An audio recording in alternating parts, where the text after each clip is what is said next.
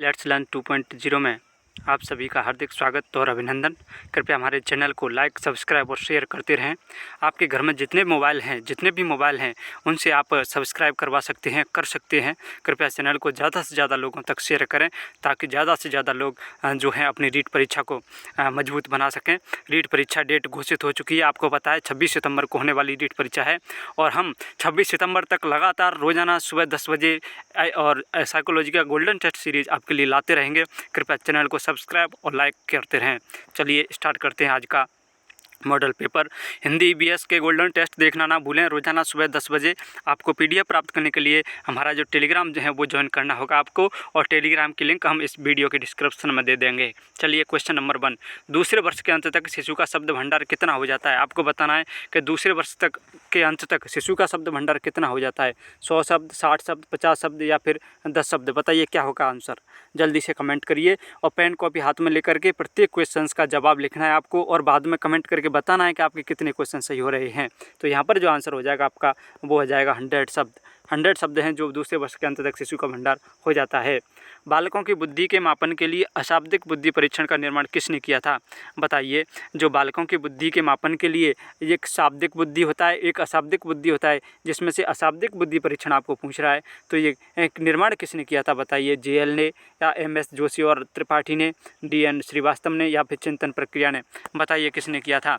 यदि आपके इस प्रश्न पत्र में यदि आप 25 प्लस कर रहे हैं, 25 प्लस अटैम्प्ट कर पा रहे हैं, सही कर पा रहे हैं, तो आप एक शानदार स्थिति में माने जाएंगे। चलिए यहाँ पर जो आंसर हो जाएगा वो होगा एमसी जोशी और आर त्रिपाठी, इसका जो है आंसर रहेगा। चलिए नेक्स्ट क्वेश्चन आपकी स्क्रीन पर। शैशवावस्था की प्रमुख जो विशेषता क्या है जो नहीं है।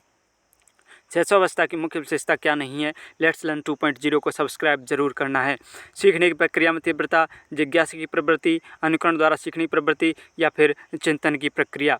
बताइए। जो शैशवावस्था में जो बालक होता है, शैशवावस्था जो 0 से 2 वर्ष तक की होती है शैशवावस्था, तो उसमें मुख्य विशेषता क्या नहीं है। बताइए। सीखने की प्रक्रिया में तीव्रता, जिज्ञासा की प्रवृत्ति, अनुकरण द्वारा सीखने की प्रवृत्ति या फिर चिंतन प्रक्रिया। बताइए क्या होगा आंसर। तो आप वीडियो को पॉज करके और आप नोट कर लिया करें, उसके बाद आप सॉल्यूशन देखा करें। देखिए तो यहाँ पर जो आंसर होगा वो होगा चिंतन प्रक्रिया, क्योंकि जो चिंतन प्रक्रिया है बच्चे में वो शैशवावस्था में जो है जनरेट नहीं होती। चलिए क्वेश्चन नंबर 4, किसका मत है कि व्यक्तित्व के निर्माण में वंशानुक्रम की अपेक्षा वातावरण का अधिक प्रभाव पड़ता है। कौन कहता है कि जो व्यक्तित्व का जो निर्माण है उसमें वंशानुक्रम की अपेक्षा जो है वातावरण का अधिक प्रभाव पड़ता है। ऐसा कौन कहता है। ये कथन वेरी मोस्ट कथन है, वेरी मोस्ट कथन है। ये एग्जाम में देखने को मिल सकता है आपको। यहाँ पर जो आंसर होगा वो होगा आपका न्यूमैन। ये जो कथन कहा था वो किसने कहा था। न्यूमैन ने। चलिए नेक्स्ट क्वेश्चन आपकी स्क्रीन पर। थॉर्नडाइक के अनुसार सीखने के मुख्य नियम कौन कौन से हैं। थॉर्नडाइक ने एक अपना ट्रायल एंड एरर जो थ्योरी दिया था उसमें उसने 3 नियम और बताए थे, 3 मुख्य नियम बताए थे और 5 उप मुख्य नियम बताए थे, उपनियम बताए थे, जिनमें से 3 नियम यहाँ पर दिए गए हैं। सीखने के मुख्य नियम कौन कौन से हैं आपको ये बताना है। तत्परता का नियम, अभ्यास का नियम, प्रभाव का नियम या फिर उपयुक्त सभी। बताइए क्या होगा आंसर। तो यहाँ पर जो आंसर होगा आपका क्या होगा। बताइए। ये जो तीनों नियम हैं वो थॉर्नडाइक के अनुसार दिए गए थे, इसके मुख्य नियम की श्रेणी में आते हैं ये, अतः आपका डी आंसर हो जाएगा। कृपया चैनल को ज़्यादा से ज़्यादा लोगों को तक शेयर करें और अपने दोस्तों को, अपने जो घर पर फ़ोन है उनसे सब्सक्राइब करवाएं। चलिए। मानव विकास होता है। बताइए। क्रमिक होता है, निरंतर होता है, वैयक्तिक होता है या फिर उपयुक्त सभी। बताइए। जो मानव का जो विकास है, ह्यूमन डेवलपमेंट है, वो कैसे होता है। क्रमिक होता है, निरंतर होता है, वैयक्तिक होता है या फिर उपयुक्त सभी। क्या होगा आंसर। बताइए। देखिए पेन कॉपी हाथ में लिए और मेरे जवाब देने से पहले आप उसका नोट डाउन कर लिया करें और बाद में आप मूल्यांकन करें आपके कितने क्वेश्चन सही हो रहे हैं। तो यहाँ पर जो आंसर होगा आपका वो होगा उपयुक्त सभी। चलिए क्वेश्चन नंबर 7 आपकी स्क्रीन पर। विकास में वृद्धि से तात्पर्य क्या है। देखिए डेवलपमेंट में एक वृद्धि होता है, डेवलपमेंट में विकास में क्या होता है, एक वृद्धि होता है, उसका क्या तात्पर्य। ज्ञान में वृद्धि, संवेग में वृद्धि, वजन में वृद्धि या फिर आकार, सोच समझ और कौशलों में वृद्धि। बताइए। विकास में वृद्धि हो रही है किसी के में तो इसका मतलब है उसके सभी चीज़ों में वृद्धि हो रही है, यानी कि आकार, सोच समझ और कौशलों में वृद्धि हो रही है, अतः आपका आंसर जो होगा वो आपका डी हो जाएगा। चलिए क्वेश्चन नंबर 8 की तरफ। मंदबुद्धि बालक की बुद्धि लब्धि कितनी होती है आपको ये बताना है। जो मंदबुद्धि बालक है उसकी बुद्धि लब्धि कितनी होती है। वेरी मोस्ट क्वेश्चन है, कई बार एग्जाम्स में आ गया है। बताइए क्या होगा आंसर। 10, 90 या 70 से कम या फिर 140। टिक लगाइए। उम्मीद करता हूँ आपने इसका जो है आंसर दे दिया होगा। हम आपको बता रहे हैं। इसका जो आंसर होगा वो होगा 70 से कम। क्या होगा? 70 से कम। चलिए क्वेश्चन नंबर 9, एनसीएफ 2005 बल देता है। अब एनसीएफ जो 2005 है वो किस पर बल देता है आपको ये बता। एनसीएफ 2005 है, क्या करके सीखने पर बल देता है, रटने पर बल देता है, या समस्या हल करने पर बल देता है, या फिर उपयुक्त सभी पर बल देता है? बताइए क्या होगा इसका आंसर। जल्दी से कमेंट करिए और हमें बताइए इसका आंसर क्या होगा। तो यहाँ पर इसका जो आंसर होगा वो होगा करके सीखना। यानी कि जो एनसीएफ है वो लर्निंग बाय डूइंग पर काम करता है, लर्निंग बाय डूइंग पर विश्वास करता है, लर्निंग बाय डूइंग पर, यानी कि करके सीखने पर क्या करता है, जो है बल देता है। अतः आपका आंसर हो जाएगा ए। चलिए क्वेश्चन नंबर 10, शैशव काल में बालक का व्यवहार कैसा होता है? बताइए शैशव जो काल है उसमें बालक का व्यवहार कैसा होता है? सामाजिक, मानसिक, आध्यात्मिक या फिर मूल प्रवृत्त्यात्मक होता है? शैशव काल में बालक का व्यवहार क्या होता है? जल्दी से आप कमेंट करिए क्या होगा इसका आंसर। तो यहाँ पर जो इसका जो आंसर होगा वो होगा मूल प्रवृत्त्यात्मक, यानी जो अपने मूल प्रवृत्ति जो होती हैं उन पर आधारित उनका जो है बिहेव होता है, यानी व्यवहार होता है। Please subscribe and share let's learn 2.0 को आपको सब्सक्राइब तो करना ही करना है, शेयर भी करना है और ज़्यादा से ज़्यादा लोगों को सब्सक्राइब करवाना है। यहाँ पर बच्चों की रुचि बनाए रखने के लिए आप कौन सी विधि का चयन करेंगे? बताइए बच्चों की रुचि बनाए रखने के लिए आप कौन सी विधि का चयन करेंगे? बच्चों को पढ़कर आने को कहेंगे और प्रश्न पूछेंगे, स्वयं गतिविधि करेंगे तथा बच्चों को बताएंगे, आप गतिविधि में बच्चों को शामिल करेंगे या बच्चों को स्वयं गतिविधि करने के लिए देंगे? बताइए क्या होगा इसका सही आंसर। इसमें उम्मीद करता हूँ आपने इसका आंसर लगा लिया होगा। लगभग 95% इसका आंसर गलत करेंगे। ये एक मॉडरेट लेवल का सवाल है। बताइए क्या होगा इसका आंसर। इसका जो आंसर होगा वो होगा बच्चों को स्वयं की गतिविधि करने के लिए देंगे इसको। क्वेश्चन नंबर 12, शैशवावस्था को जीवन का सबसे महत्वपूर्ण काल क्यों कहा जाता है? आपको बताना है कि जो शैशवावस्था है उसको जीवन का सबसे महत्वपूर्ण काल क्यों कहा जाता है? शैशवावस्था को जीवन का सबसे महत्वपूर्ण काल क्यों कहा जाता है? क्योंकि शैशवावस्था में शरीर अत्यधिक कोमल होता है, या फिर क्योंकि शैशवावस्था में बालक नैतिक और अनैतिक कुछ नहीं होता, या फिर क्योंकि यह अवस्था का वह आधार है जिसमें बालक के भावी जीवन का निर्माण होता है? इनमें से कोई नहीं। बताइए शैशवावस्था को जीवन का सबसे महत्वपूर्ण काल क्यों कहा जाता है? जल्दी से कमेंट करिए और चैनल को शेयर कर दीजिए, एक बार सब्सक्राइब कर दीजिए, लाइक भी करना है। इसका जो आंसर हो जाएगा आपका वो हो जाएगा क्योंकि यह अवस्था का वह आधार है जिसमें बालक के भावी जीवन का जो है निर्माण होता है। चलिए क्वेश्चन नंबर 13 आपकी स्क्रीन पर, नवजात शिशु की प्रमुख प्रतिक्षेप क्रियाएं कौन कौन सी हैं? बताइए पलक प्रतिक्षेप क्रिया, तलवे से संबंधित सहज क्रियाएं, चूषण सहज क्रियाएं या फिर उपयुक्त सभी? यहाँ पर क्या आंसर होगा आपको बताना है। जो नवजात शिशु है उसकी कौन सी हैं जो प्रतिक्षेप क्रियाएं होती हैं? तो क्या होती हैं बताइए, पलक प्रतिक्षेप क्रियाएं, तलवे से संबंधित सहज क्रियाएं या चूषण सहज क्रियाएं या फिर उपयुक्त सभी? क्या होगा आंसर? जल्दी से कमेंट करिए और इस चैनल को सब्सक्राइब कर दीजिए। इसका जो आंसर होगा वो होगा आपका डी। क्या होगा? डी, यानी कि उपयुक्त सभी। चलिए क्वेश्चन नंबर, क्योंकि जो बच्चा होता है नवजात शिशु है वो अपनी पलकों को बचाता है, तलवों को इधर उधर करता है, चूषण सहज क्रियाएँ चूसता रहता है कुछ न कुछ, जैसे दूध जो उसको ऐसा लगता है जैसे वो स्तनपान कर रहा हो, ऐसा लगता है। अतः आपको उपरोक्त सभी आपका जो है आंसर हो जाएगा। मूल्यांकन किया जाना चाहिए, आपको बताना है। Please subscribe and share let's learn 2.0। मूल्यांकन किया जाना चाहिए किसके लिए? मूल्यांकन से बच्चे पढ़ेंगे, इसलिए पता लगता है कि बच्चे की उपलब्धि का इससे, या फिर बच्चों के सीखने के स्तर का ज्ञान होता है, या फिर शिक्षकों की उपलब्धि का पता लगता है। बताइए मूल्यांकन क्यों किया जाना चाहिए? आपका ऑप्शन आपके सामने है। क्या होगा आंसर? जल्दी से कमेंट करिए और अपना मूल्यांकन करिए। क्या होगा इसका आंसर? तो इसका जो आंसर होगा वो होगा बच्चों के सीखने के स्तर का जो है ज्ञान होना चाहिए। चलिए क्वेश्चन नंबर 15 आपकी स्क्रीन पर है, मानसिक विकास को प्रभावित करने वाले कारक कौन कौन से हैं? वंशानुकरण, परिवार का वातावरण, परिवार की सामाजिक स्थिति या फिर उपयुक्त सभी? बताइए मानसिक विकास को प्रभावित करने वाले कारक कौन कौन से हैं? देखिए आपके जो मेंटल डेवलपमेंट है, मानसिक जो विकास है उसको प्रभावित करने वाले कारक कौन कौन से हैं? आपका आंसर करिए, अभी कमेंट करिए क्या होगा। तो इसका जो है वंशानुक्रम भी होगा, परिवार का वातावरण भी होगा और परिवार का सामाजिक स्थिति भी। ये सभी बच्चे के मानसिक विकास पर प्रभाव डालते हैं। अतः आपका जो आंसर हो जाएगा वो हो जाएगा डी, यानी कि उपयुक्त सभी। चलिए क्वेश्चन नंबर 16, किस विद्वान के अनुसार भय, क्रोध, प्रेम तीनों संवेग बालकों के जन्मकाल संवेग हैं? ऐसा किसने कहा था कि जो भय, क्रोध, प्रेम तीनों संवेग हैं वो बालकों के जन्मकाल की संवेग हैं? वॉटसन ने, जेम्स ट्रेवर ने या फिर वुडवर्थ ने या फिर आइजैक ने? बताइए किसने कहा था ये? आंसर बताइए, जल्दी से कमेंट करिए क्या होगा इसका आंसर। और हमारे जो चैनल को सब्सक्राइब नहीं किया तो सब्सक्राइब कर दें और हमने ईवीएस और हिंदी का मॉडल टेस्ट सीरीज़ भी इसी तरह से लगातार रोज़ाना जारी हैं। सुबह 8, 9 और 10 बजे लास्ट आपके लिए अपलोड कर दी जाती हैं। कृपया उनको भी देखें और लाइक, सब्सक्राइब और शेयर करते रहें। यहाँ पर जो आंसर होगा वो होगा वाटसन। क्या होगा? वाटसन। चलिए क्वेश्चन नंबर 17, क्या जी के संज्ञानात्मक विकास, देखिए पियाजे का संज्ञानात्मक सिद्धांत था यहाँ। पियाजे का, किसका? पियाजे का जो संज्ञानात्मक जो सिद्धांत है, विकास सिद्धांत के अनुसार संवेदी क्रियात्मक अवस्था कौन सी होती है? संवेदी क्रियात्मक अवस्था को इंग्लिश में सेंसरी मोटर कहा जाता है, सेंसरी मोटर स्टेज कहा जाता है।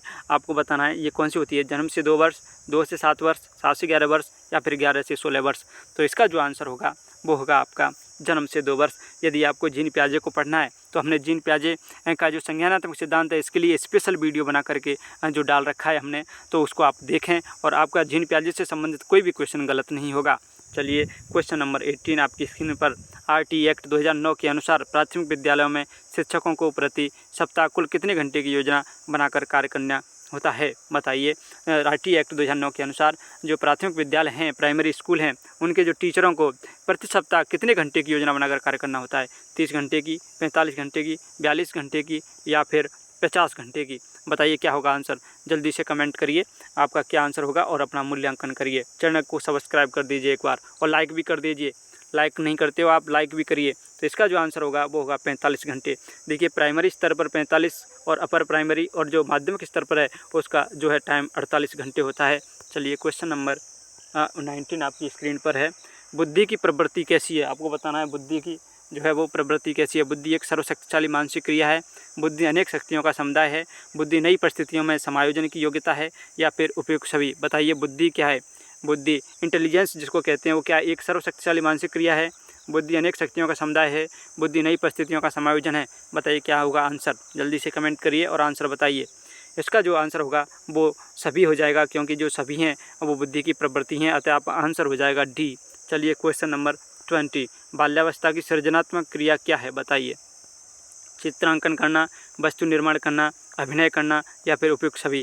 बताइए। बाल्यावस्था की जो सृजनात्मक क्रिया है, बच्चा जो है क्रिएटिविटी दिखाता है, उसकी क्या क्रिया रहती हैं? क्या वो चित्र बनाता है, वस्तुओं का निर्माण करता है या अभिनय भी करता है या फिर ये सभी जो है करता है? बताइए क्या होगा आंसर। तो इसका जो आंसर हो जाएगा वो हो जाएगा उपयुक्त सभी। चलिए क्वेश्चन नंबर आपके सामने 21, शिक्षा का अधिकार अधिनियम 2009 लागू नहीं होता। बताइए शिक्षा का अधिकार है वो किस पर है जो लागू नहीं होता? निःशक्त बच्चों पर, 6 से 14 आयु के वर्ग के बच्चों पर या फिर 14 से 18 वर्ष आयु के वर्ग के बच्चों पर या फिर बच्चे की नियमित उपस्थिति पर? बताइए शिक्षा का जो अधिकार है 2009 है वो लागू किस पर नहीं होता है? तो इसका जो आंसर है वो कमेंट करिए और चैनल को सब्सक्राइब कर दीजिए। यहाँ पर जो आंसर होगा वो होगा 14 से 18 वर्ष, क्योंकि 6 से 14 वर्ष आयु के वर्ग के बच्चों पर ये लागू होता है, निःशक्त बच्चों पर भी लागू होता है और बच्चों की नियमित उपस्थिति पर भी ये जो है लागू होता है। चलिए क्वेश्चन नंबर 22, खेल की विधियाँ कौन कौन सी हैं? आपको बताना है। प्रोजेक्ट प्रणाली, डाल्टन प्रणाली, मॉन्टेसर प्रणाली या फिर उपयुक्त सभी? जो खेल की विधियाँ हैं उनको बताना है आपको। इनमें से कौन सी है जो खेल की विधि है? बताइए क्या होगा आंसर। जल्दी से कमेंट करिए और अपना मूल्यांकन करते रहिए। चैनल को लाइक, सब्सक्राइब, शेयर करते रहिए।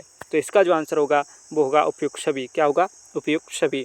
चलिए क्वेश्चन नंबर 23, अध्ययन आदतों के विकास हेतु गृह कार्य देना चाहिए, पुरस्कार व दंड देना चाहिए, प्रेरित करना चाहिए या फिर उपयुक्त सभी? बताइए। अध्ययन की आदतों के विकास करना है आपको स्टडी का हैबिट लगानी है, उसके लिए क्या करना चाहिए? गृह कार्य को देना चाहिए, पुरस्कार व दंड देना चाहिए, प्रेरित करना चाहिए, उपयुक्त सभी? बताइए क्या होगा आंसर। जल्दी से कमेंट करिए। यहाँ पर जो आंसर होगा वो होगा उपयुक्त सभी। हम इसी तरह से जो गोल्डन टेस्ट सीरीज है साइकोलॉजी की, एग्ज़ाम तक रोज़ाना आपके लिए प्रोवाइड कराते रहेंगे। कृपया चैनल को लाइक, सब्सक्राइब और शेयर करते रहें। और PDF फाइल, इन पेपरों की same to same PDF file जो है वो टेलीग्राम चैनल पर मिल जाएगी, अतः टेलीग्राम को ज्वाइन करना ना भूलें। अधिगम का व्यावहारिक सिद्धांत कौन सा है? बताइए। अधिगम का व्यावहारिक सिद्धांत कौन सा है? संबंध प्रतिक्रिया का सिद्धांत, स्किनर का क्रिया प्रसूत अधिगम का सिद्धांत, प्रबलन का सिद्धांत या फिर उपयुक्त सभी? बताइए क्या होगा आंसर। जल्दी से कमेंट करिए और इसका आंसर बताइए क्या होगा। अधिगम का व्यावहारिक सिद्धांत कौन सा है? संबंध प्रतिक्रिया सिद्धांत, स्किनर का क्रिया प्रसूत का सिद्धांत और प्रबलन का सिद्धांत या फिर उपयुक्त सभी? बताइए क्या होगा आंसर। तो इसका आंसर हो जाएगा वो हो जाएगा उपयुक्त सभी। प्रबलन का जो सिद्धांत है वो हल ने दिया था, किसने? क्लार्क हल ने दिया था। चलिए नेक्स्ट क्वेश्चन नंबर 25, व्यक्ति के व्यक्तित्व को प्रभावित करने वाले जैविक या वंशानुक्रम संबंधी कारक कौन कौन से हैं? आपको बताने हैं। शारीरिक बनावट, स्वास्थ्य, स्नायुमंडल या फिर उपयुक्त सभी जो हैं व्यक्ति के व्यक्तित्व को प्रभावित करने वाले जैविक और वंशानुक्रम संबंधी कारक कौन कौन से हैं? बताइए क्या होगा। हम आपका इंतज़ार कर रहे हैं, कमेंट करिए क्या आंसर होगा। तो इसका जो आंसर होगा वो होगा उपयुक्त सभी। क्या होगा? उपयुक्त सभी। चलिए क्वेश्चन नंबर 26, अधिगम से तात्पर्य क्या है बताइए। व्यवहार में अस्थायी परिवर्तन लाना, अभ्यास व शिक्षण परिपक्वता लाना, प्रत्यक्ष और अप्रत्यक्ष अनुभवों के माध्यम से व्यवहार में अपेक्षित परिवर्तन करना, या फिर आपका जो है वातावरण से संबंधित आवश्यकता की पूर्ति के लिए व्यवहार में होने वाले कुछ परिवर्तन करना। बताइए क्या होगा आंसर। अधिगम से तात्पर्य क्या है, जल्दी से बताइए। और इसको वीडियो को पॉज करके आप अच्छे से विश्लेषण करके अपने दिमाग में तब आप आंसर दिया करें।